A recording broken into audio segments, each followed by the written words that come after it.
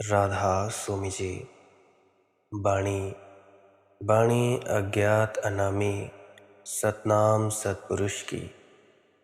आज की सत्संग वीडियो का विषय है, क्या सुख की खोज करने से दुख मिट जाता है।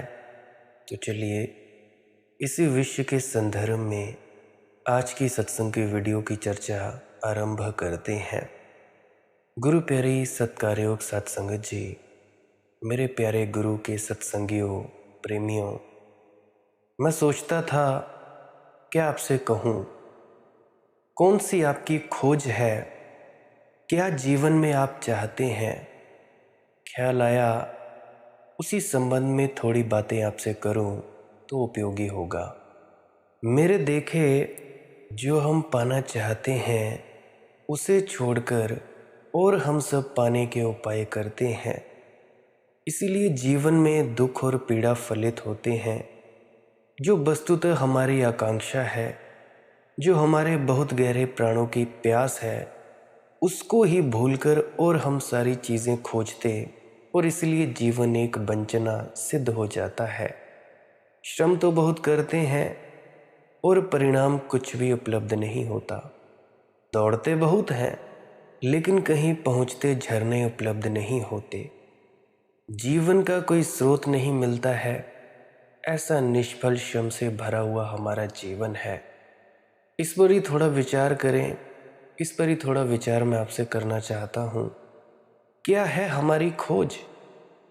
यदि हम अपने पर विचार करेंगे, देखेंगे, आंखें खोलेंगे तो क्या दिखाई पड़ेगा? क्या हम खोज रहे हैं? शायद साफ ही हमें अनुभव हो, हम लोग सुख को खोज रहे हैं। और लगेगा कि मनुष्य का प्राण सुख तो चाहता है। मनुष्य का ही क्यों, और सारे पशुओं की आकांक्षाएं सुख को पाने के लिए हैं, ऐसा हम विचार करेंगे तो हर कोई सुख चाहता है। लेकिन मैं आपसे निवेदन करना चाहूँगा प्रथम ही, और फिर उस पर विस्तार से समझाने का प्रयास करूँगा। सुख की खोज थोड़ी झूठी खोज है। वस्तुतः हम सुख नहीं चाहते हैं, हम कुछ और चाहते हैं। हम क्या चाहते हैं वह मैं आपसे कहूँगा, और सुख हम क्यों नहीं चाहते वह भी मैं आपसे कहूँगा। लेकिन आमतौर से ऐसा प्रतीत होता है कि हम सभी लोग सुख खोज रहे हैं। ये सुख की खोज चाहे किसी रूप में प्रकट हो रही हो, धन के रूप में, यश के रूप में, पद के रूप में, और चाहे सुख की खोज ज़मीन पर चल रही हो और चाहे स्वर्ग की कल्पनाओं में, लेकिन हमारा मन जाने अनजाने इस सुख के लिए पागल है। क्या कभी ये विचार किया कि आज तक ज़मीन पर बहुत लोगों ने सुख खोजा है, लेकिन किसी ने क्या सुख पाया है? क्या कभी ये विचार किया कि करोड़ करोड़ अरब अरब लोग जिस बात को खोज चुके हैं और असफल हो गए, क्या मैं उसमें अपवाद सिद्ध हो जाऊंगा? और क्या कारण है कि सुख इतने लोग खोजते हैं लेकिन सुख उपलब्ध नहीं होता है? जैसे ही किसी सुख को हम पा लेते हैं वैसे ही वह व्यर्थ हो जाता है और हमारी आकांक्षा आगे बढ़ जाती है। ऐसा क्यों होता है? किस कारण से यह होता है? क्या सुख का स्वभाव ऐसा है कि हम उसे पाए तो वह व्यर्थ हो जाए, या कि असलियत यह है कि सुख की खोज में हम किसी और खोज को छिपाए रहते हैं अपनी आंखों में? सुख की दौड़ में हम किसी और बात को अपनी आंखों से ओझल किए रहते हैं। कोई और है हमारी खोज, और हम सुख की दौड़ में उस खोज को भुलाए रखने का उपाय करते हैं। जैसे ही सुख मिल जाता है, सुख की दौड़ बंद हो जाती है, वैसे ही भीतर का सुख फिर दिखाई पड़ने लगता है। फिर हमें किसी नए सुख की खोज शुरू करनी पड़ती है ताकि सुख को फिर भुलाया जा सके। जब तक सुख मिलेगा नहीं, दौड़ रहेगी। मन उलझा रहेगा तो लगेगा कि सुख मिलने वाला है। जब तक सुख मिलेगा नहीं, दौड़ रहेगी। मन उलझा रहेगा तो लगेगा कि सुख मिलने वाला है। तो जैसे सुख मिलेगा, दौड़ बंद होगी, मन खाली होगा, भीतर के दुख के दर्शन फिर शुरू हो जाएंगे। तो सुख जब तक पाने की चेष्टा चलती है, आकांक्षा चलती है, इच्छा चलती है तब तक तो दुख भूला रहता है, और जैसे ही सुख मिला दौड़ बंद हुई, मन खाली हुआ, मन थोड़ा काम से विश्राम में गया और भीतर का दुख फिर से दिखाई पड़ने लगता है। फिर हमें नए सुख की खोज शुरू कर देनी पड़ती है। सुख की खोज ज़्यादा से ज़्यादा दुख को भुलाने का काम करती है। सुख की खोज ज़्यादा से ज़्यादा एक नशे का काम करती है, लेकिन पहुंचाती कहीं नहीं, ना कहीं पहुंचा सकती है। सुख की कितनी ही बड़ी खोज हो, भीतर का दुख नष्ट नहीं हो सकता। ये असंभव है। ये इतना असंगत है, इन दोनों का कोई मेल नहीं है।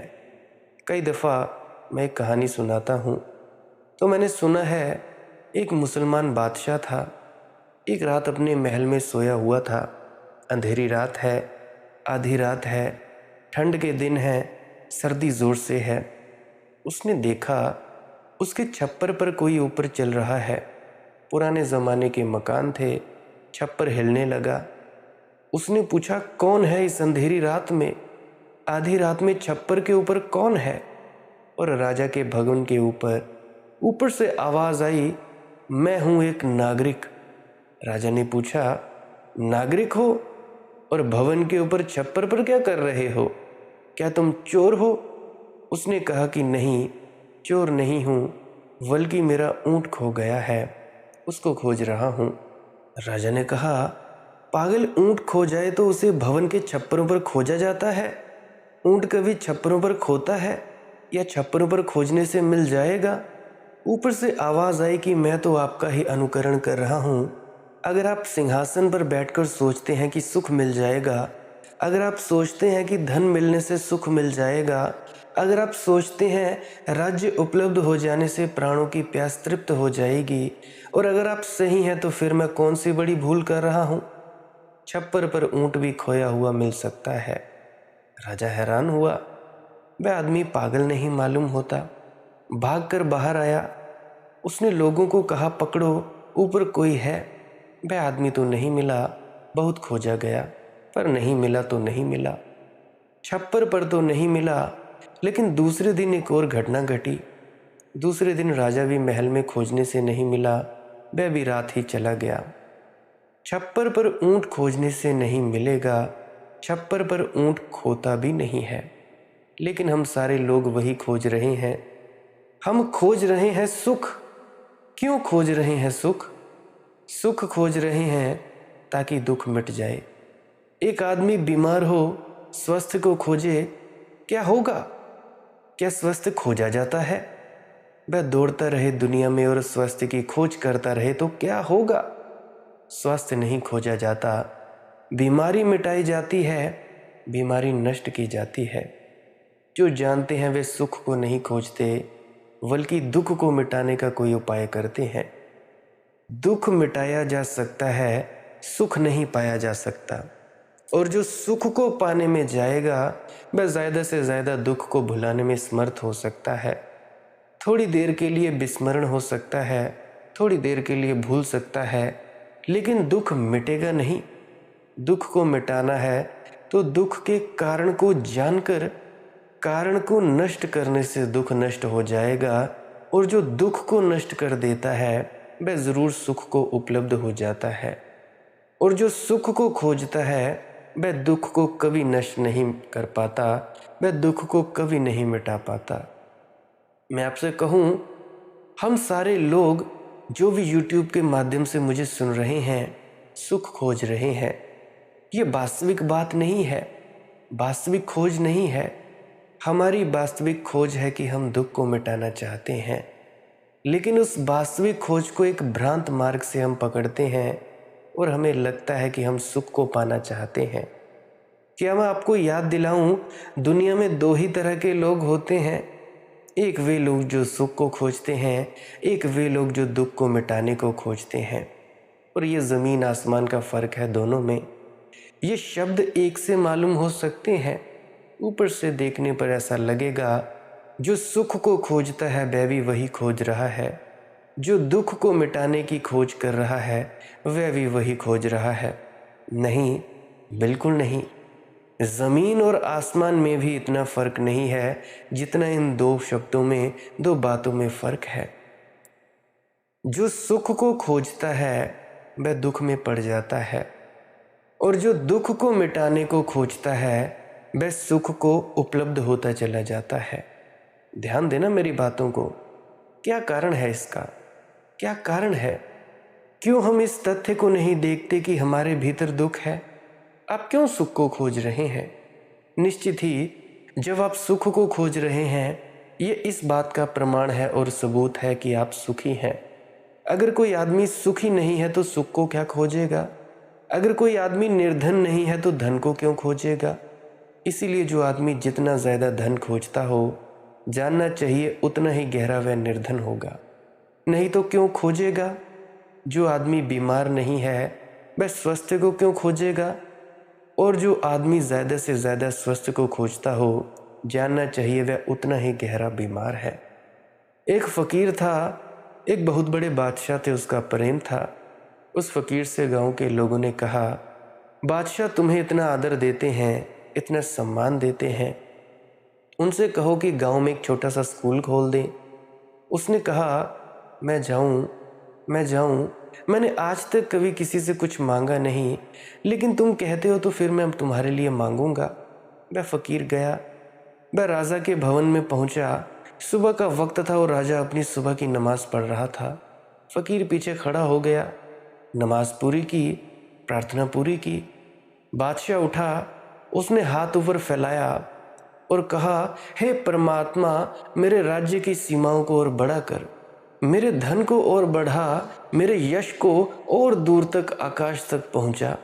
जगत की कोई सीमा न रह जाए जो मेरे कब्जे में ना हो, जिसका मैं मालिक ना हो जाऊं।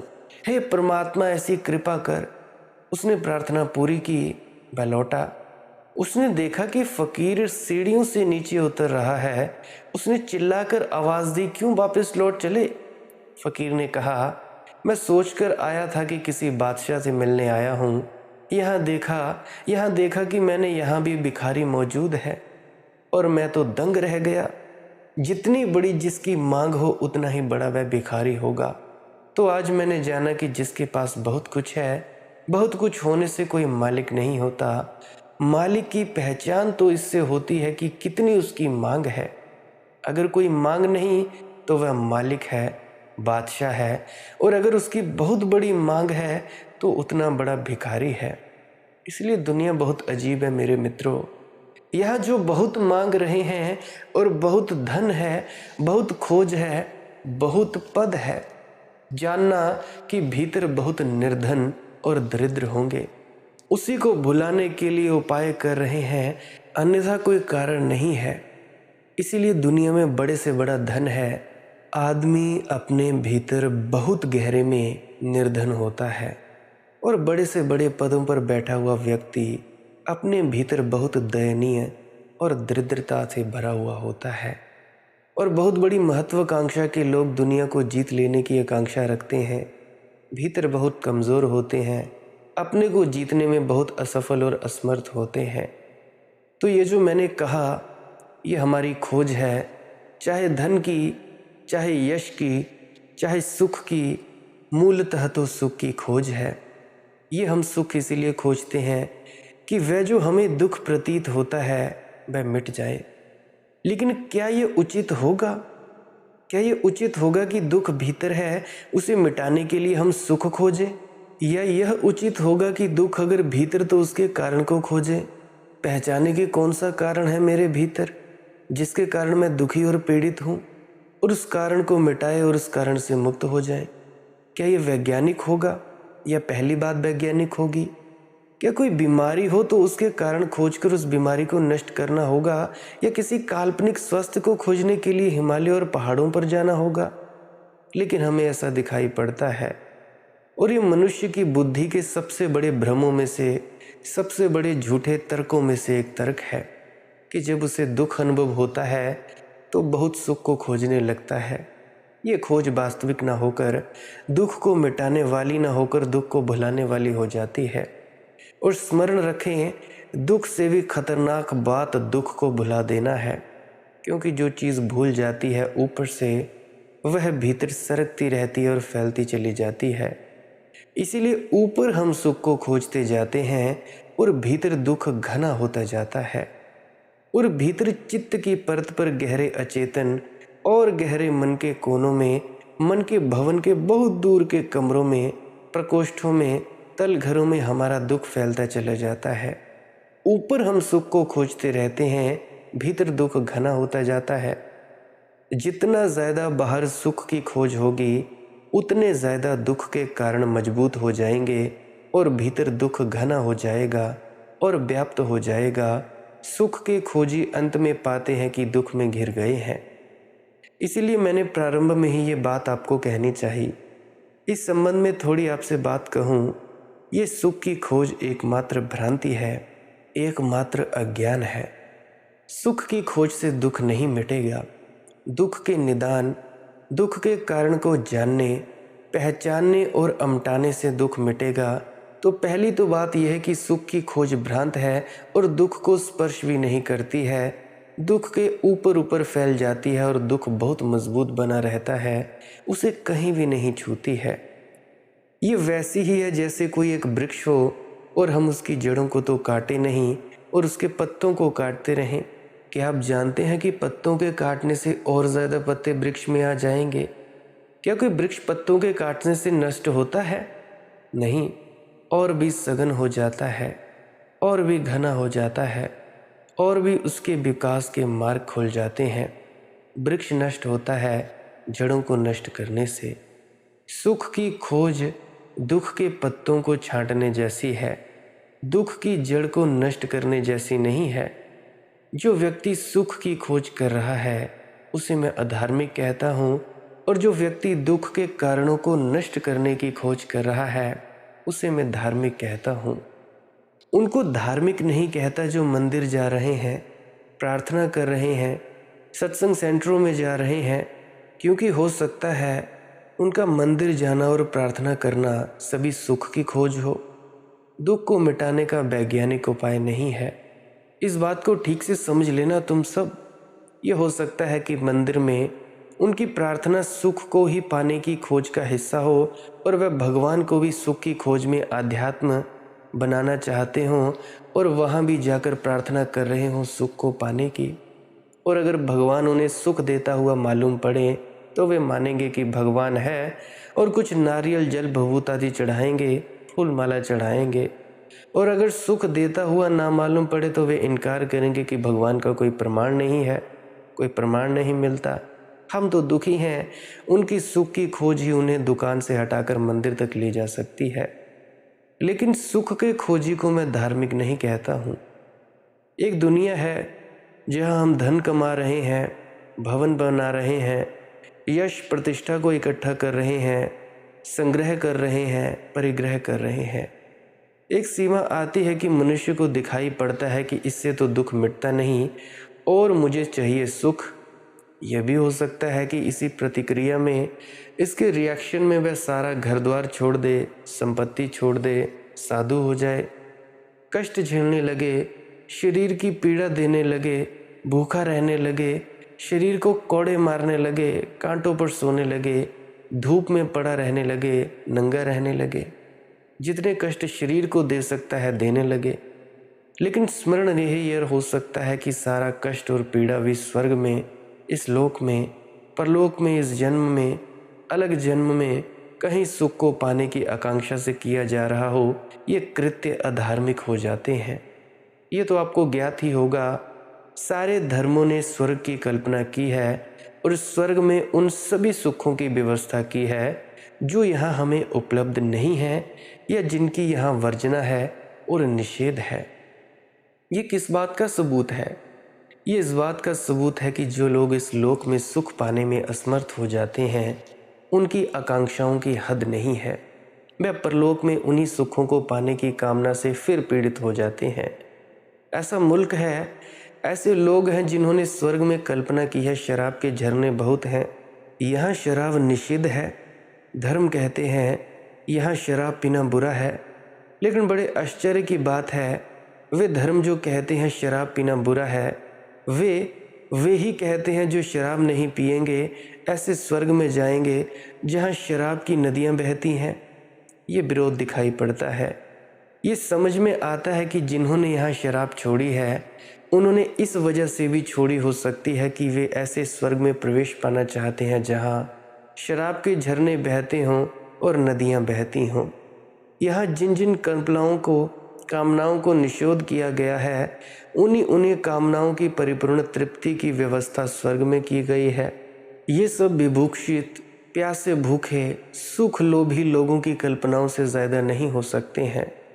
और इसीलिए दुनिया के जिस मुल्क में जिस तरह की बात सुख मानी जाती है उस मुल्क के लोगों ने अपने स्वर्ग में उसकी व्यवस्था कर रखी है।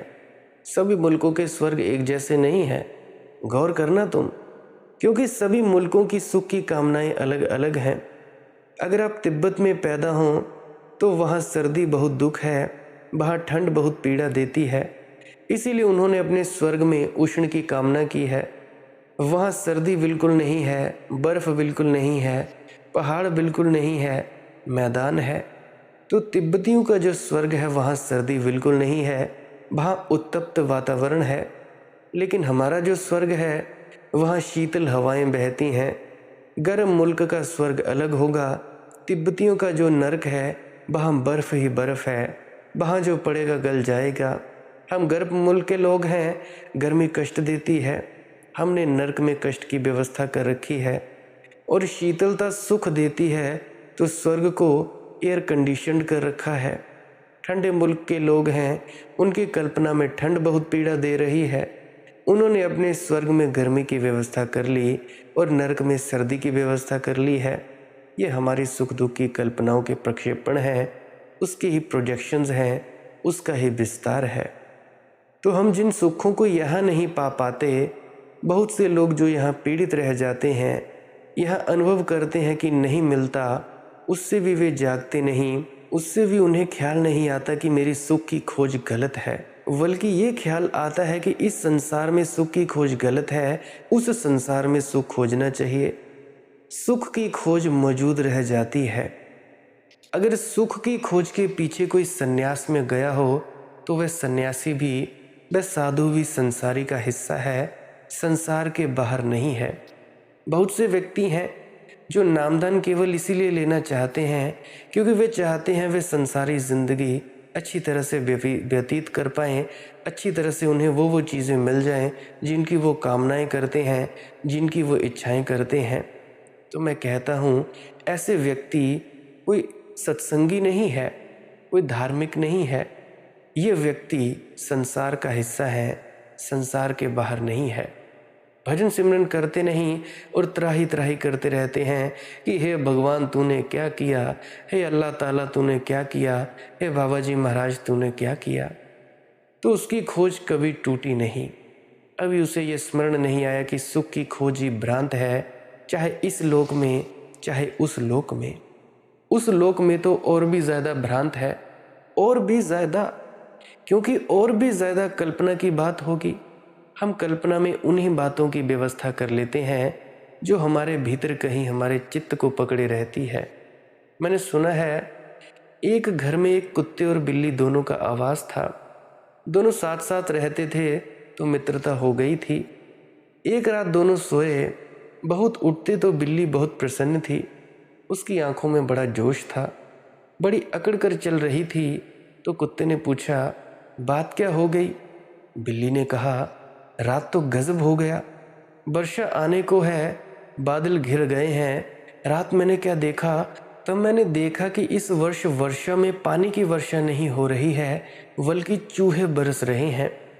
उस कुत्ते ने कहा, ना समझ मूर्ख बिल्ली, जब देखती है गलत बात देखती है। कभी ऐसा हुआ है जब भी वर्षा होती है तो साथ में हड्डियां बरसती हैं। चूहे आज तक ना कभी बरसे हैं और ना कभी बरस सकते हैं।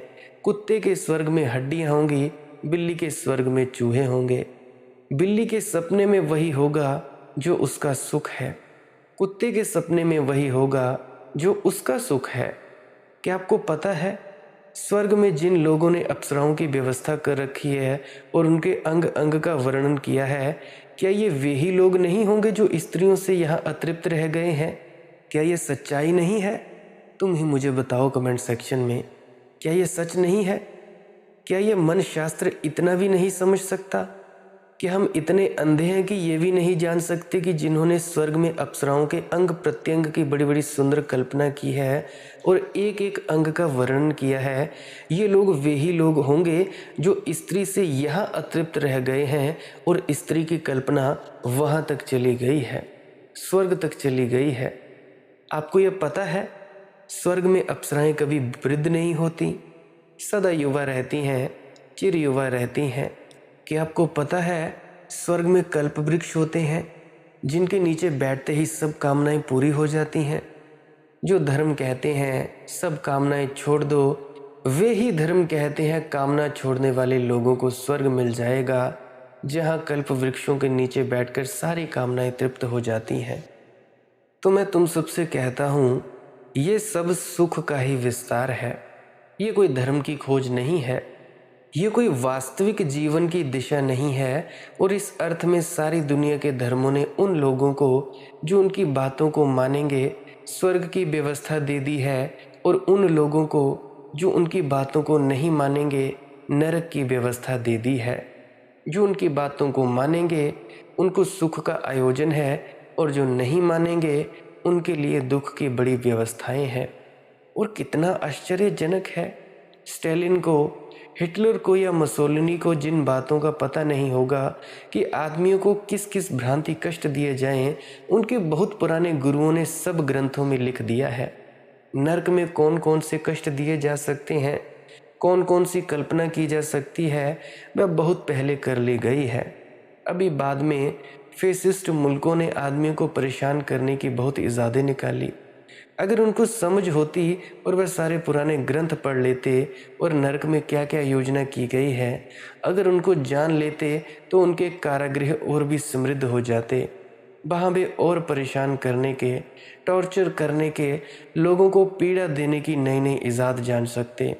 लेकिन जिन लोगों ने यह कल्पना की है कि जो हमारी बातें नहीं मानेंगे उनको इस तरह के दंड दिए जाएंगे, ये लोग कोई अच्छे लोग तो नहीं रहे होंगे। असल में जो अपने लिए सुख खोजता है वह सदा दूसरे के लिए दुख खोजने का आकांक्षी होता है। ये तो नियम की बात है। जो अपने लिए सुख खोजता है वह अनिवार्यता दूसरे के लिए दुख खोजने की व्यवस्था रखता है। इसलिए तो मैंने कहा, सुख का खोजी अधार्मिक होता है। अगर आप सारा सुख छीन लेना चाहते हैं तो कैसे छीनेंगे?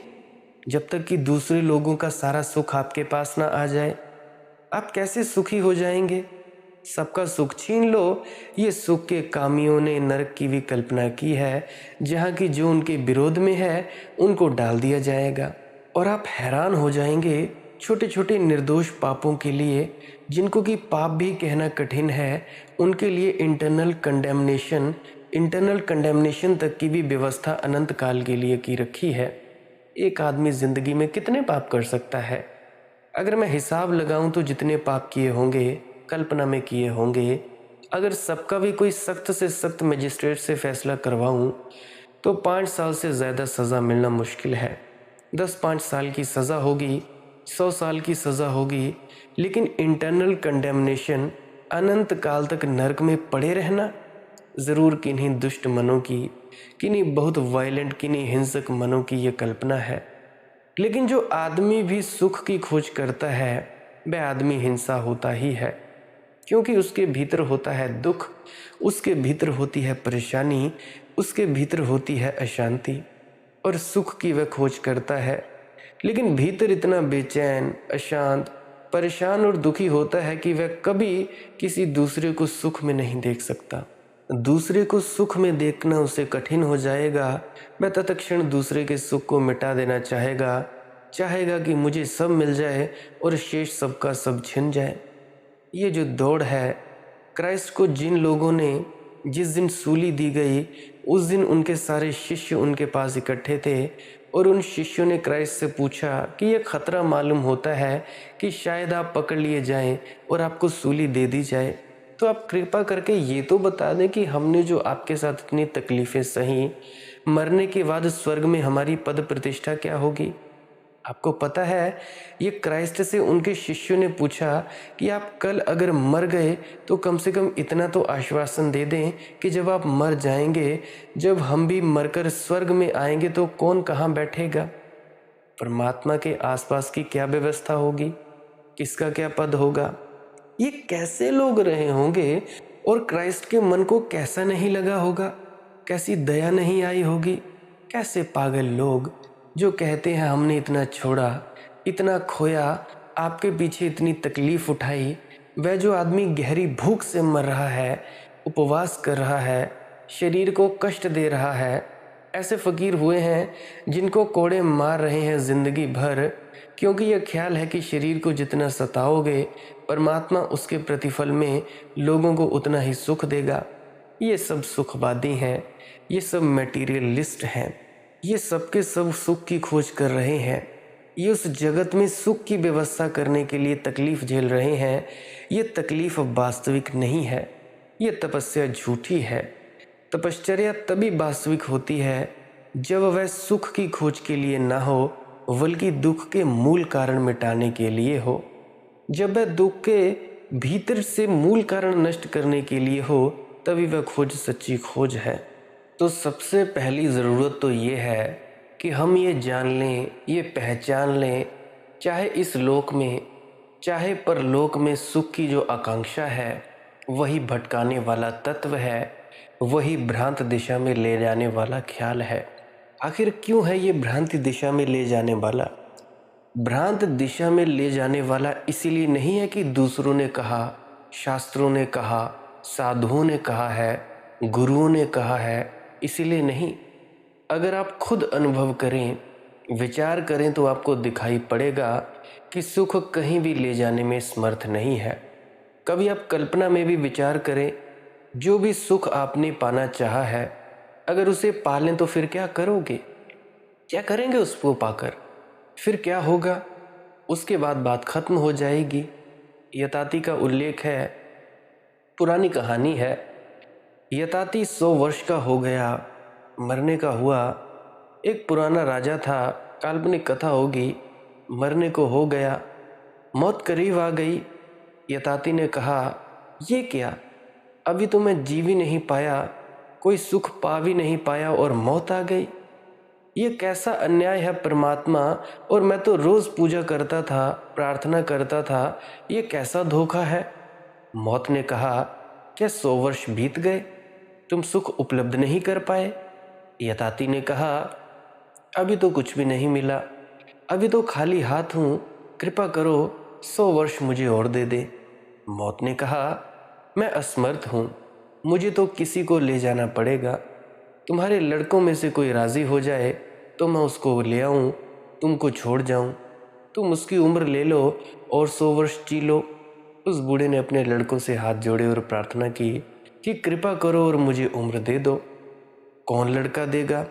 और बाप कैसा पागल था, कैसा नासमझ था, क्योंकि जब तुम बूढ़े होकर मरने को राज़ी नहीं तो जवान लड़कों से उसने प्रार्थना की। लेकिन जो सबसे छोटा लड़का था, अभी 20 ही वर्ष उसकी उम्र थी, उसने कहा, मेरी उम्र ले ले। मौत ने उससे पूछा कि तू कैसा पागल है, बाप तेरा मरना नहीं चाहता, तू मरना चाहता है। उसने कहा, मैं समझ गया, जब 100 वर्ष में पिता को सुख नहीं मिला तो मुझे कैसे मिल जाएगा। मेरे लिए मामला हल हो गया, मेरी उम्र ले लें, बात खत्म हुई। मैं प्रयोग करके देखता, वह मुझे दिखाई पड़ गया, यही तो मेरा होगा जो पिता का हुआ, यही दौड़ मैं भी दौड़ूंगा। तो उसी तरह से प्यारी साथ संगत जी, हर आदमी करीब करीब एक सी दौड़ दौड़ रहा है। कि आपको पता है, हम सब लोग एक ही तरह की ज़िंदगी रिपीट कर रहे हैं। यहाँ कितने लोग हैं इस दुनिया में, कितने लोग मेरी वीडियो को सुन रहे हैं। क्या आप सोचते हैं आप अलग अलग ज़िंदगियाँ जी रहे हैं? वही क्रोध है, वही काम वासना है, वही लोभ है, वही दुख है, वही पीड़ा है, एक सी ज़िंदगी रिपीट कर रहे हैं सब। ये कहानी बिल्कुल एक है, बहुत भेद नहीं है, इसमें थोड़ा बहुत अंतर होगा, दुनिया में इसका कोई बहुत भेद नहीं है। उस लड़के ने कहा, बात समझ में आ गई, यही ज़िंदगी तो मैं जीऊँगा, उम्र दे दी। 100 वर्ष फिर बीत गए, फिर 100 वर्ष बीतने में देर कितनी लगती है। 100 वर्ष फिर बीत गए, फिर मौत आ गई। यताती चौंक गया। उसने कहा कि अभी इतना समय बीत गया क्या? अभी तो मैं कुछ उपलब्ध कर नहीं पाया। मौत ने कहा, फिर तुम्हें छोड़ सकती हूँ अगर तुम्हारा एक आध लड़का इस 100 वर्ष में फिर उससे लड़के हो गए, कोई अपनी उम्र देने को राजी हो जाए और ऐसी कहानी चलती है। तो यताती 1000 वर्ष जिया और 1000 वर्ष के बाद जब मौत आई तो मसला वहीं का वहीं था। उसने कहा कि अभी मैं तो वहीं का वहीं हूँ। क्या आपको ख्याल है कि कल सुबह आप जहाँ थे आज सुबह भी वही थे? क्या आपको ख्याल है कि 1 वर्ष पहले जहाँ थे इस वर्ष भी वही थे? क्या आपको ख्याल है 10 वर्ष पहले आप जहाँ थे इस वर्ष भी आप वहीं थे? या कि सुख की मात्रा में कोई विकास हो गया? और अगर 10 साल में विकास नहीं हुआ तो 300 या 100 साल में कैसे होगा, 1000 साल में कैसे होगा? ये तो सिर्फ गणित को थोड़ा बड़ा कर लेना है। ये तो थोड़े से गणित की बात है। ये तो कोई बहुत समझदारी का, कोई बहुत बड़े तर्क की बात नहीं है। कल सुबह आप वही थे, आज सुबह भी वही हैं, कल सुबह भी वही होंगे तो क्या होगा? 1000 साल बीतें कि लाख साल बीतें, आप वही के वही होंगे।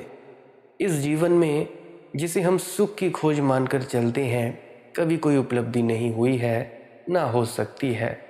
ना हो सकने का कारण है, पहली बात, जो आदमी सुख को खोजता है, जैसा मैंने कहा, उसके भीतर दुख तो बना ही रहता है।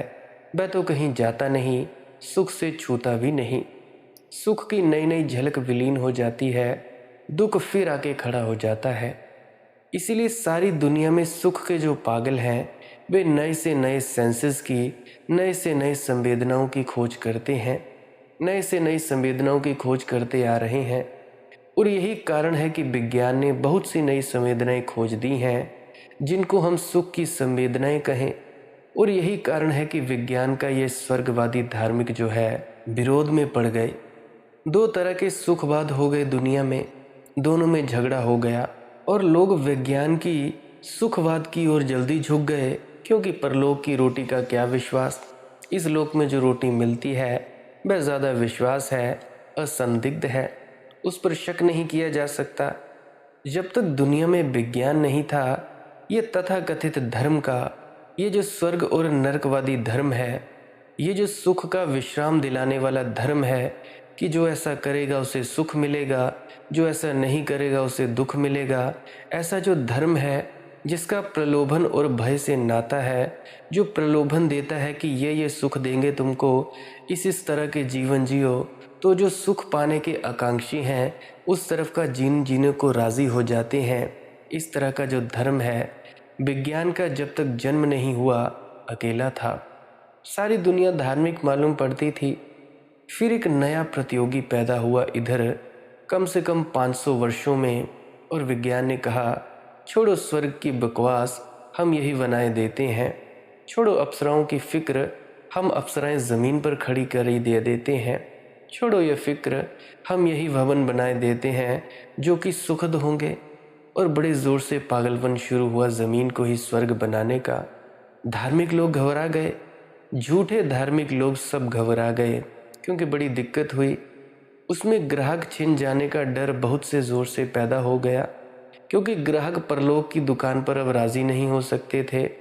अब जब यहाँ प्रत्यक्ष मिलता हो तो कल्पना में कौन फिक्र करे। तो इसीलिए विज्ञान का बड़े ज़ोर से प्रभाव हुआ।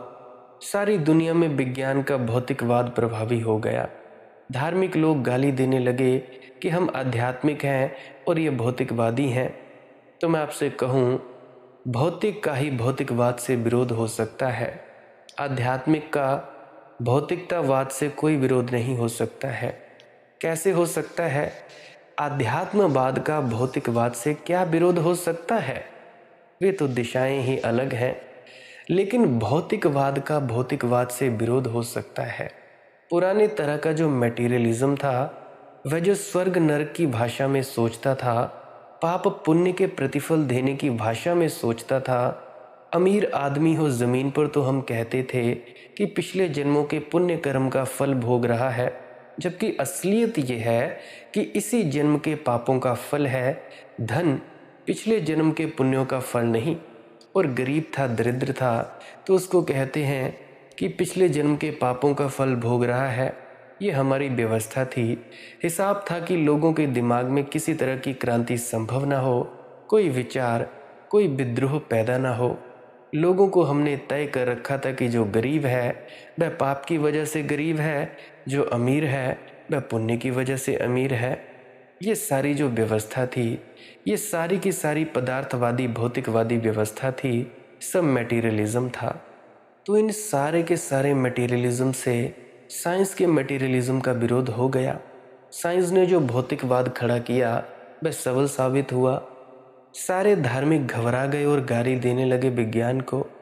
लेकिन गाली हमेशा कमज़ोर देता है और देने से कोई फल नहीं होता है। वह गाली देते बैठे रहे और विज्ञान का भौतिकवाद जोर से फैलता गया। मैं इसमें कोई बहुत विरोध नहीं देखता हूँ। ये दोनों एक ही तरह के भौतिकवाद है। धर्म बहुत दूसरी बात है। वह भौतिकवाद है ही नहीं, वह सुख की खोज ही नहीं है।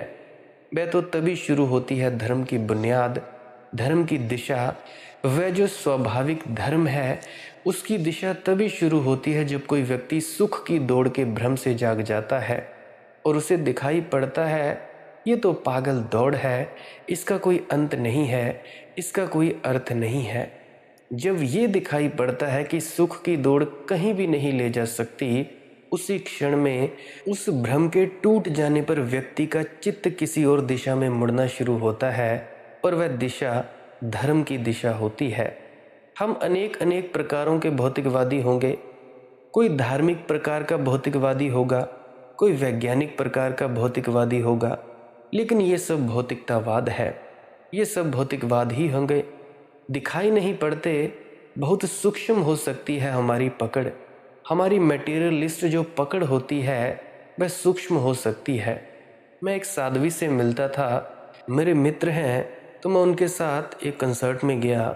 वे लोग शिव के उपासक हैं, तो मेरा जो मित्र था उसके कई सारे मित्र थे। तो वहाँ पे एक साध्वी जैसी थी, एक स्त्री थी। तो जब मैं उनसे मिलता था मेरा कपड़ा उड़ता था हवा में, उसको छू गया, मैं घबरा गई। हवा उड़ती रही, कपड़ा छूता रहा, मैं बहुत घबराती रही। किसी ने मुझे रोका और कहा कि साध्वी को पुरुष का कपड़ा नहीं छूना चाहिए। तो मैंने कहा मैं समझ ही नहीं पाता कि साधु साध्वी कहते हो कि हम आत्मा है और शरीर नहीं है, वह कपड़े के छूने से घबरा जाए। कपड़ा किसको छूता है, आत्मा को या शरीर को? और जब शरीर को कपड़ा छूता हो और वह कपड़ा भी पुरुष और स्त्री का हो जाए तो बहुत आश्चर्य की बात हो जाएगी। ये तो हद हो गई, बड़े दर्जे की हद है। बहुत नीचे दर्जे का पदार्थवाद हो गया कि मेरा कपड़ा चूंकि पुरुष पहने हुए है इसीलिए कपड़ा भी पुरुष हो गया, और स्त्री पहने हुए है तो कपड़ा स्त्री हो गया। कपड़ा तो कपड़ा है बस। लेकिन ये हमारी बहुत बहुरी भौतिकवादी पकड़ है और भौतिकतावाद की ये विरोधी पकड़ दिखाई नहीं पड़ती। ये हमारे ख्याल में नहीं आती क्योंकि हमने परंपरा से सुन रखा है कि ये ठीक है और हम परंपरा से माने बैठे हैं कि ये ठीक नहीं है। तो जो हम बहुत दिन तक मान बैठे रहते हैं, बहुत दिन तक, बहुत समय तक, बहुत वर्षों तक जो बातें हमें ठीक समझाई जाती रहती हैं, हम उनकी ठीक मानने को राज़ी हो जाते हैं बिना विचारे, बिना सोचे हुए। एक छोटी सी आपसे बात कहूँ, उसके बाद मैं कहूँ ये क्रांति हो तो उसके बाद क्या होगा, लेकिन कैसे हो, छोटी सी बच्चों की कहानी है। एक अलाइस नाम की लड़की है, वह परियों के देश में पहुंच गई है। परियों का देश है, वह वहां पहुंच गई है। बच्चों की कहानी है, काल्पनिक कथा। वह पहुंच गई है, थक गई ज़मीन से आकाश तक पहुंचने में, भूख लगाई, प्यास लगाई। उसने आंख उठाकर देखा तो देखा बड़ा हरा भरा है परियों का देश। परियों की रानी वह दूर एक वृक्ष के नीचे खड़ी है, किसी कल्प वृक्ष के नीचे खड़ी होगी। रानी के पास बहुत मिठाइयाँ हैं, बहुत फल हैं। उस रानी ने उसे हाथ से इशारा किया कि आओ, आवाज़ दी। करीब ही है, दरख्त ज़्यादा दूर नहीं है, शीतल छाया है उसके नीचे, पानी का झरना है, मिठाइयाँ हैं, फल हैं। वह अलाइस दौड़ने लगी। भूखी है लड़की, ज़मीन से स्वर्ग तक की यात्रा की है। वह भागने लगी, सुबह थी, सूरज उग रहा था। वह भागती गई और भागती गई। आखिर में घबरा गई।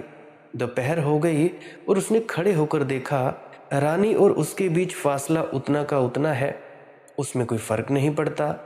उसने बहुत चिल्लाकर पूछा कि ये क्या बात है? मैं दौड़ते दौड़ते थक गई। सुबह से दोपहर हो गई और अभी तक मैं कहीं पहुंची नहीं। रानी ने कहा, सोचो मत, जो सोचता है वह दौड़ता नहीं है। रानी ने कहा, सोचो मत, जो सोचता है फिर दौड़ नहीं पाता। दौड़े चलो, जो दौड़ता चलता है वह ही दौड़ सकता है। जिसने सोचा कि रुक जाएगा, खड़ा हो जाएगा, फिर मुश्किल हो जाएगी। आओ, घबराओ मत, ज़रूर पहुंच जाओगी। तो फिर उसने दौड़ना शुरू कर दिया। फिर वह दौड़ी और दौड़ी और दौड़ी, तेज़ी से दौड़ी। सांझ होने लगी, सूरज ढलने लगा तो फिर खड़ी हो गई। उसने चिल्लाकर पूछा, मामला क्या है? ये समस्या कैसी है? ये पहेली क्या है? सांझ होने के करीब आ गई। दौड़ते दौड़ते मैं थक गई। फासला उतना का उतना ही है। वह रानी खड़ी है सामने और दोनों के बीच का अंतर उतना का उतना है। रास्ता उतना अभी भी पार करना है। उस रानी ने कहा, देखो, मैंने फिर भी कहा, सोचो मत, जो सोचता है रुक जाता है। दौड़ो, अगर पहुंचना है तो दौड़ते रहो। वह फिर दौड़ने लगी। सूरज ढल गया, रात हुई। उसने चिल्लाकर कहा, अब तो रात हुई जाती है। ये तुम्हारी दुनिया कैसी है, जहाँ कोई चले तो रास्ता पूरा नहीं होता? वह रानी हंसने लगी। उसने कहा, पागल, किसी भी दुनिया में कोई कितना ही चले, कोई भी रास्ता कभी पूरा नहीं होता। तुम्हारी दुनिया में कोई कितना चले, कोई भी रास्ता कभी पूरा नहीं होता। तुम्हारे दुनिया में भी कोई कितना ही चले, कोई भी कितना ही दौड़े, कितना ही श्रम करे, रास्ता कभी पूरा नहीं होता। जो पाना था वह जन्म के दिन जितना दूर रहता है, मृत्यु के दिन भी उतना ही दूर रह जाता है। वह फासला वही का वही रहता है। जन्म के दिन जितना अधूरा होता है आदमी, जितना दुखी होता है, मृत्यु के दिन भी उतना ही पाता है। कोई सुख उपलब्ध नहीं होता, उपलब्ध हो ही नहीं सकता। अगर कोई सुख को खोजेगा तो फिर कैसे हो सकता है, फिर कैसे होगा? और जितना कोई सुख को खोजता है, पीछे दुख खड़ा हो ही रहता है। सुख और दुख दोनों एक ही सिक्के के दो पहलू हैं। वे अलग अलग नहीं है, वे एक ही बात के दो पहलू हैं। क्या आपको पता है कि सुख और दुख एक दूसरे के पीछे छिपे रहते हैं? प्रेम और घृणा एक दूसरे के पीछे छिपे रहते हैं। शांति और क्रोध एक दूसरे के पीछे छिपे रहती है। अभी आप शांत हैं और बगल का आदमी ज़रा सा एक गाली आपको तरफ फेंक दे और शांति विलीन हो जाएगी, अशांति आ जाएगी। अभी आप मुझे बड़ा प्रेम कर रहे हैं और मैं एक ऐसी बात कह दूं कि प्रेम विलीन हो जाएगा और घृणा सामने आ जाएगी। अभी आप मुझे बड़ा आदर कर रहे हैं, एक छोटा सा काम ऐसा कर दूं, सब आदर विलीन हो जाएगा, अनादर सामने आ जाएगा। जिसको आप फूल की माला पहना रहे हैं, ज़रा कुछ बात गड़बड़ हो जाए, फूल की माला अलग और गर्दन पर छुरी लेकर खड़े हो जाएंगे या बंदूक लेकर खड़े हो जाएंगे। आपके भीतर शांति के पीछे अशांति छिपी रहती है। आपके प्रेम के पीछे घृणा छिपी रहती है। आपके सुख के पीछे दुख छिपा रहता है। अभी सुख है, एक क्षण में दुखी हो सकते हैं। अभी दुखी हैं, एक क्षण में सुखी हो सकते हैं। ये एक दूसरे के पहलू हैं, एक ही सिक्के के दो पहलू हैं।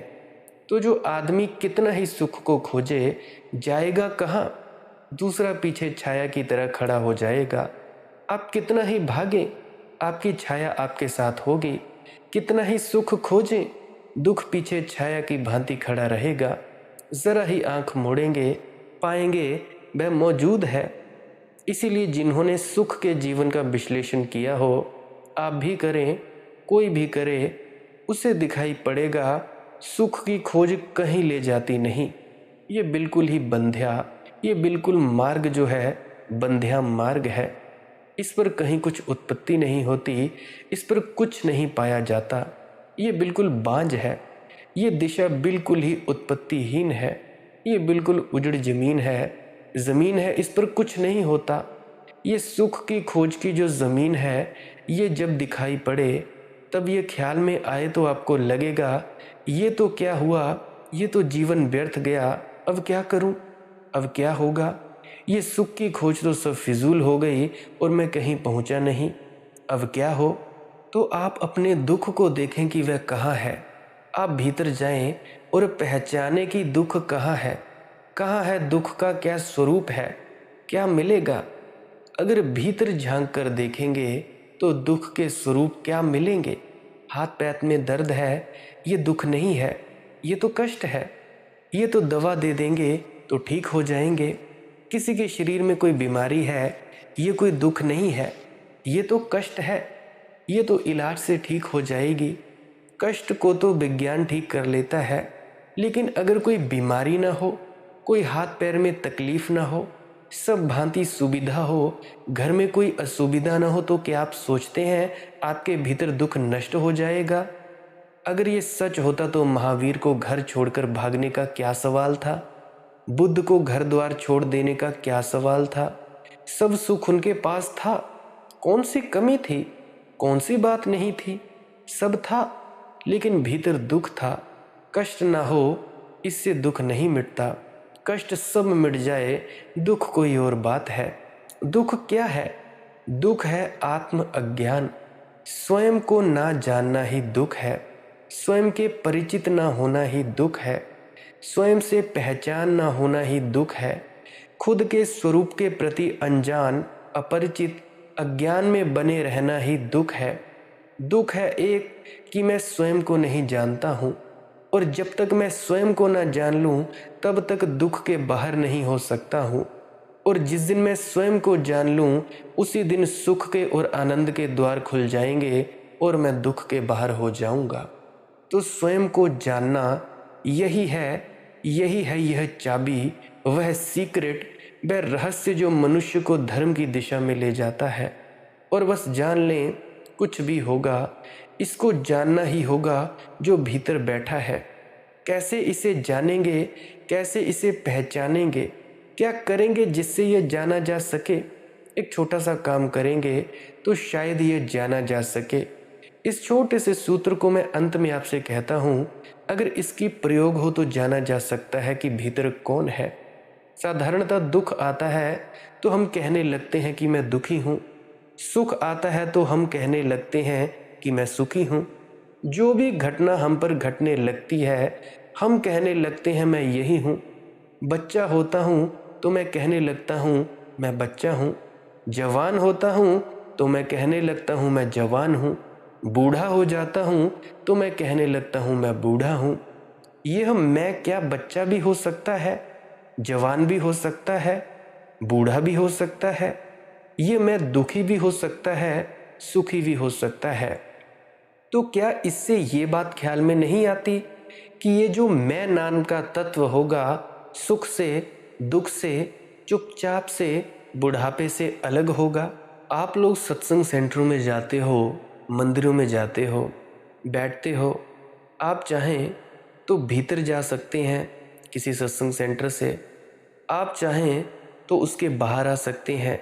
तो जो आदमी सत्संग सेंटर के भीतर जा सकता है, बाहर आ सकता है, तो उसके भीतर जाने और बाहर आने से क्या ये प्रमाणित नहीं होता कि वह उस सेंटर से अलग है। अगर मैं दुख में जा सकता हूँ और दुख के बाहर आ सकता हूँ, सुख में जा सकता हूँ, सुख के बाहर आ सकता हूँ, तो क्या इससे ये प्रमाणित नहीं होता कि मैं दुख और सुख दोनों से अलग हूँ।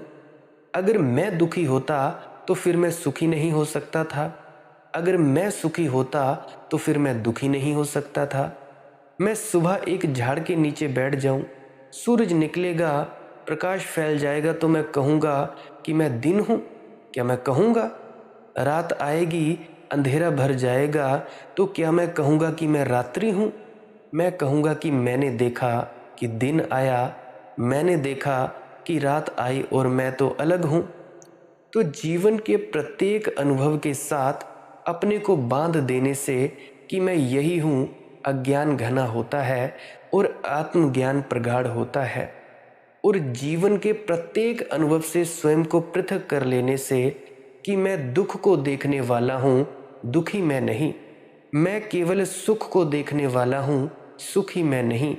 मैं केवल देखने वाला हूँ कि युवा अवस्था आ गई। मैं केवल देखने वाला हूँ कि बुढ़ापा आ रहा है। मैं केवल देखने वाला हूँ कि अभी जाग रहा हूँ और अब नींद आ रही है।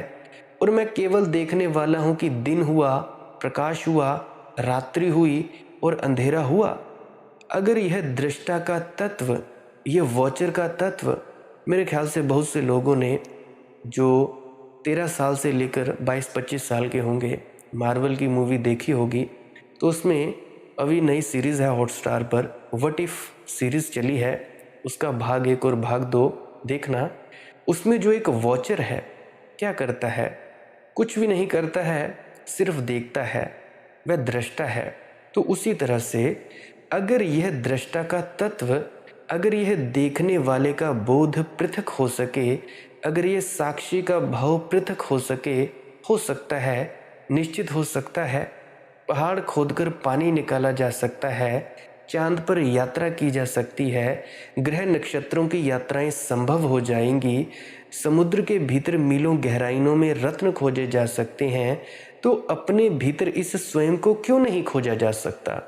इसीलिए तो भजन सिमरन करवाया जाता है सदगुरु द्वारा, ताकि आप जागृत अवस्था में आ सकें, आप दृष्टा को देख सकें, इस दृष्टा के तत्व को देख सकें।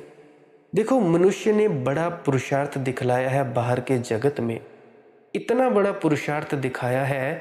अगर उतना ही साहस और सामर्थ्य और श्रम स्वयं के भीतर प्रविष्ट किया जाए, स्वयं के साथ लगाया जाए, तो भी कारण नहीं है कि हम स्वयं को क्यों ना जान सके। जो हम हैं वह क्यों ना जाना जा सके। स्वयं को जानने का सूत्र है सब अनुभवों से, सब एक्सपीरियंसेस से जो अनुभूतियां होती हों, अपने को अलग कर लेना, भिन्न कर लेना। 24 घंटे कोई मंदिर जाने की बात नहीं है। अगर मंदिर जाए तो जाने की मंदिर जाने वाला मैं नहीं हूँ। मैं केवल देख रहा हूँ फला सज्जन मंदिर जा रहे हैं। रास्ते पर चलते हैं तो जाने कि रास्ते पर मैं चलने वाला नहीं हूँ, मैं देख रहा हूँ कि फला सज्जन चल रहे हैं। एक साधु थे, उनका नाम था राम। वह ऐसा नहीं कहते थे कि मैं फला जगह गया, वह कहते थे राम फला जगह गए। वह कभी ऐसा नहीं कहते थे कि वहाँ लोग आए और मुझे गालियाँ दी। वह कहते थे कि वहाँ कुछ लोग आए और राम को गालियाँ देने लगे। तो लोग उनसे पूछते कि कौन राम? तो वह कहते यह, अपने शरीर की तरफ इशारा करते हुए कहते कि यह। तो लोग कहते कि आप ऐसा क्यों नहीं कहते कि मैं? उन्होंने कहा कि नहीं, मैं कैसे कहूँ, मैं तो देखने वाला था। लोग राम को गालियाँ दे रहे थे, मैं भी देख रहा था गालियाँ देते। तो एक तीसरा बिंदु पैदा करो, एक जागृत अवस्था का बिंदु पैदा करो, एक साक्षी का बिंदु पैदा करें जो अलग खड़ा हो सके आपके जीवन में, जो आपके सारे जीवन के चलते हुए घेरे से दूर खड़ा हो सके, देख सके, जान सके, साक्षी हो सके, विटनेस हो सके। अगर ऐसा बिंदु आप धीरे धीरे विकसित करें, आज बीज की तरह है, कल अंकुर बनेगा, परसों बड़ा पौधा बन सकता है, फिर बड़ी घनी छाया दे सकता है। और जब ये जितना विकसित होता जाएगा, आप पाएंगे ना तो दुख है ना सुख है। आप पाएंगे ना तो कोई पीड़ा है, तब आप पाओगे ना तो अंधेरा है ना प्रकाश है। मैं तो अलग हूँ, मैं तो पृथक हूँ, मैं तो हर अनुभूति से दूर हूँ और भिन्न हूँ। जब ये अनुभव में होगा कि मैं पृथक हूँ, अलग हूँ, मैं तो दूर हूँ, तब एक तत्व चेतना आपके भीतर जागृत होगी। तो आप पाएंगे कि उस तत्व को पा लेना ही आनंद को पा लेना है, उस तत्व को पा लेना ही धर्म को पा लेना है, उस तत्व को पा लेना ही धर्म है। क्योंकि धर्म का क्या अर्थ है? धर्म का अर्थ है स्वरूप।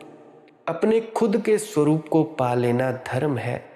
और उसे जो पा लेता है वह जीवन के अभिप्राय को पा लेता है, वह कृतार्थ हो जाता है, वह धन्य हो जाता है। वाणी कहती है मन तू ज्योत स्वरूप है, अपना मूल पछाण, तब अपने आप की पहचान होती है। लेकिन हम सुख को खोजते रहेंगे, दुख से बचते रहेंगे, तो उसको हम कैसे पाएंगे जो ना सुख है और ना दुख है। हम अंधेरे में भागते रहेंगे और प्रकाश को खोजते रहेंगे, तो उसे कैसे पाएंगे जो ना प्रकाश है और ना अंधेरा है। अगर हम भोजन को खोजते रहेंगे या फिर कभी उपवास को खोजने रहेंगे, तो हम उसे कैसे पाएंगे जो कि भोजन करने का भी दृष्टा है और उपवास करने का भी दृष्टा है, वह जो दोनों से अलग है। अगर वह गृहस्थी को खोजते रहेंगे और फिर सन्यास को खोजते रहेंगे, तो उसे कैसे पाएंगे जो गृहस्थी को भी देखने वाला है और सन्यासी को भी देखने वाला है। वह जो सबसे पृथक है और किसी अनुभूति में, किसी अनुभव में अविष्ट नहीं होता, बाहर रह जाता है, उसको कैसे देख पाएंगे। उसे देखने के लिए तो जानना होगा, पहचानना होगा, श्रम करना होगा, उठते बैठते सोते जागते उसका स्मरण रखना होगा। अगर हम उसका स्मरण रख सकें, अभी आप सुन रहे हैं मेरी बात, एक क्षण को जब आप सुन रहे हैं मेरी बात, तो आपको ये ख्याल हो रहा होगा कि मैं बोल रहा हूँ और आप सुन रहे हैं। अगर मेरी तरफ से लें तो मैं ये देख रहा हूँ कि बोला जा रहा है। अगर आप भी थोड़ा ख्याल करें तो आपको फौरन दिखाई पड़ेगा कि आप देखने वाले पीछे खड़े हैं और आपके भीतर कोई मन है जो सुन रहा है। अभी मैं बोल रहा हूँ, एक क्षण को भी अगर उस तरफ ख्याल जाए तो आपको स्पष्ट दिखाई पड़ेगा कि आप सुन रहे हैं। इसको भी जानने वाला आपके भीतर एक तत्व मौजूद है। आप सुन रहे हैं, इसका भी बोध करने वाला एक तत्व मौजूद है जो अलग खड़ा हुआ है। उस तत्व की तरफ ध्यान विकसित हो, उस तत्व की तरफ दिशा चले, तो आपकी धर्म की तरफ दिशा शुरू होगी। ये मैं उन सज्जनों के लिए सत्संग फरमा रहा हूँ जो गैर नामदानी सज्जन है, जो बिना नामदान के अपने ध्यान को बढ़ाना चाहते हैं। तो मैं कह रहा हूँ कि उस तत्व की तरफ ध्यान विकसित हो, उस तत्व की दिशा में चलो, तो आपकी धर्म की दिशा सही होगी। और जिस दिन आप उस तत्व को खोज लेंगे, उस दिन आप मंदिर में प्रविष्ट हो जाएंगे, मन के अंदर प्रविष्ट हो जाएंगे। उस दिन परमात्मा के सामने खड़े हो जाएंगे। अब इन मकानों में मत खोजते फिरो जिनको हमने मंदिरों के नाम दे रखे हैं। हम बहुत पागल हैं। हम चीज़ों पर भी लेवल लगा देते हैं, मकानों पर भी लगा लेते हैं। कोई मस्जिद का, कोई मंदिर का, वे सब मकान है। मंदिर तो भीतर है और परमात्मा वहाँ है, और वहाँ खोलने की मैं आपको चाबी कह रहा हूँ। जागें और साक्षी भाव को, जो अलग है हमेशा। जब रात आप सोने जाते हैं तो ख्याल करें, एक व्यक्ति सो रहा है और आपके भीतर एक तत्व है जो जान रहा है कि कोई सोने जा रहा है। जब भूख लगती है तब आप देखें, विचार करें, समझें, तो आपको दिखाई पड़ेगा एक तल पर भूख लग रही है, दूसरे तल पर कोई देख रहा है कि भूख लग रही है। भूख लगने को जो जाना जा रहा है, दो दिशाएं मैंने आपसे कहीं, एक सुख की खोज की दिशा है और एक दुख के मूल कारण को मिटाने की दिशा है। दुख का मूल कारण मैंने कहा आत्मज्ञान, और ध्यान का मैंने अर्थ आपसे कहा उस तत्व के प्रति सजग हो जाना, जागृत हो जाना, जो हमारे भीतर प्रत्येक स्थिति में ज्ञाता है, प्रत्येक स्थिति में नोर है, प्रत्येक स्थिति में ज्ञान है और प्रत्येक स्थिति में केवल जान रहा है। ये जानना ही आत्मा का स्वरूप है। ये ज्ञान, ये केवल ज्ञान मात्र ही आत्मा का स्वरूप है। यही चेतना का प्राण है। इसे इस दिशा में कुछ गति करेंगे। और ऐसा ना सोचें, लोग मुझसे कहते हैं बड़ी कठिन बात कह रहे हैं आप, इससे सरल और कोई बात नहीं हो सकती, क्योंकि सत्य से सरल और क्या हो सकता है। असत्य कठिन होता है, जटिल होता है, सत्य से सरल और क्या होगा। ये बिल्कुल सरल बात है, ये बिल्कुल सीधी सादी बात है। ज़्यादा पढ़ाई तो की नहीं, कॉलेज गया था, मेरे ख्याल से 1 साल गया था, उसके बाद छोड़ दिया था। तो मैं ज़्यादा पढ़ा लिखा तो हूँ नहीं, ज़्यादा मुश्किल बात आपसे कहूँगा नहीं। क्योंकि अगर ये कठिन मालूम होगी तो कठिनता आपके मन में कहीं होगी, जो मैंने बात आपको कही है।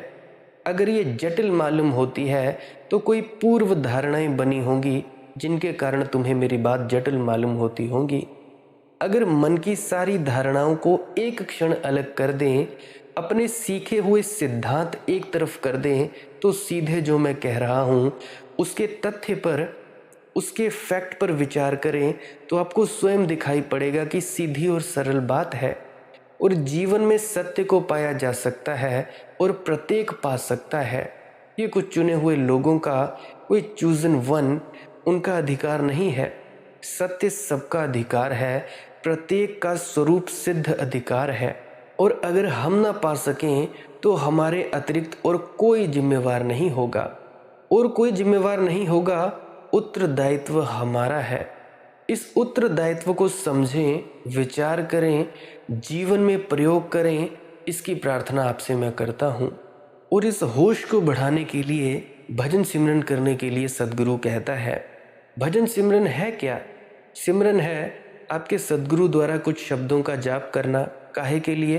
ताकि मन बाहर ना भटके, अंतस में ठहर जाए। चुपचाप मौन होकर चौकड़ी मारकर बैठें या किसी भी सुखासन में बैठें, आंखें बंद करें, दोनों आंखों के बीच में अंधेरे की तरफ देखते रहें। जब अंधेरे से ध्यान हटने लगे, ख्याल हटने लगे, तो अंतस में बाबा जी की जो शक्ल है, आपके सद्गुरु की जो शक्ल है, जिन जिन ने जहाँ जहाँ से नामदान लिया है, उनकी, अपने अपने गुरु महाराज की शक्ल को हल्का सा याद करने की कोशिश करें। याद आ जाए तो ठीक है, एक पल में स्मरण करें और उनसे प्रार्थना करें कि हमारी ज़रा गुरुदेव सहायता करें। अगर उनकी शक्ल टिकती है तो ठीक है, नहीं टिकती है तो अंधेरे की तरफ देखते रहें। ख्याल बाहर जाने से रोकने के लिए सिमरन के शब्दों का सहारा लें, सिमरन के शब्दों को दोहराए जाएं। अंतस में ख्याल टिकेगा, रोशनी दिखाई देगी या धुन सुनाई देगी। फिर क्या करना है? फिर इस शब्द धुन को सुनना है।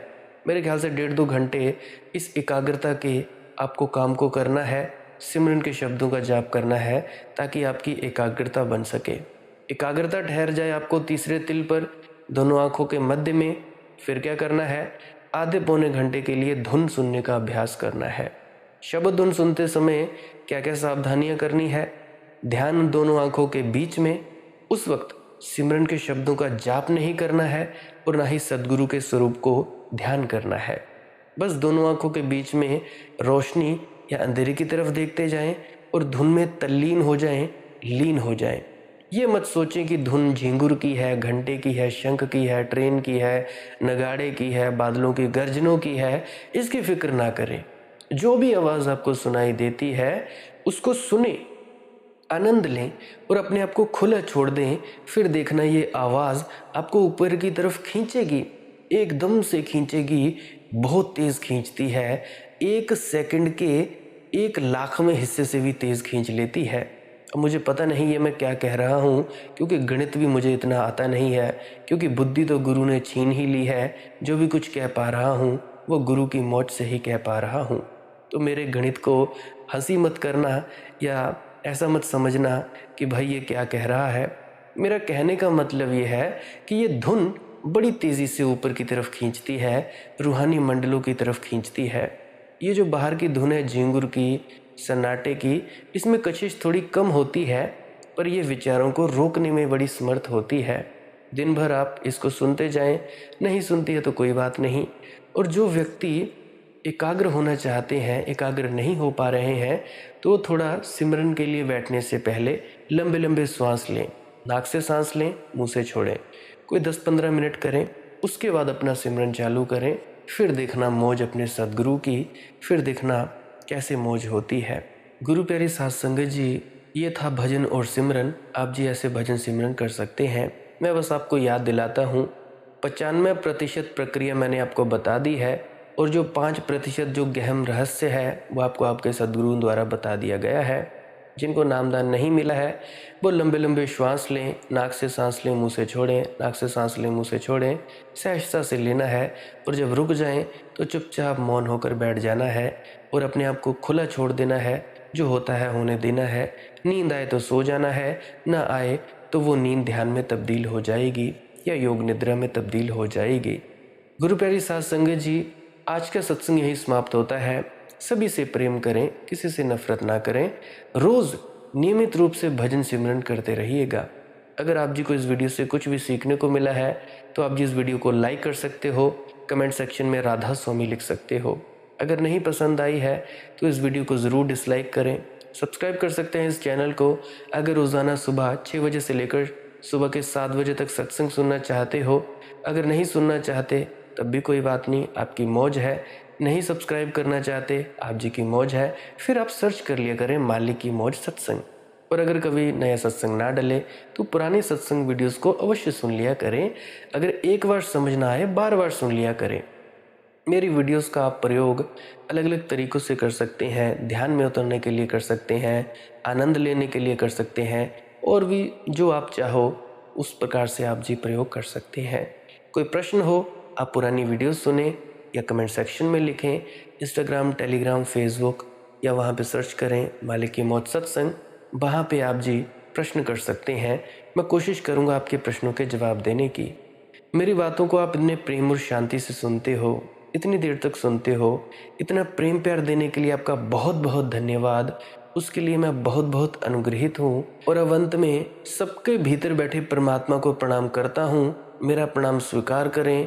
राधा स्वामी जी।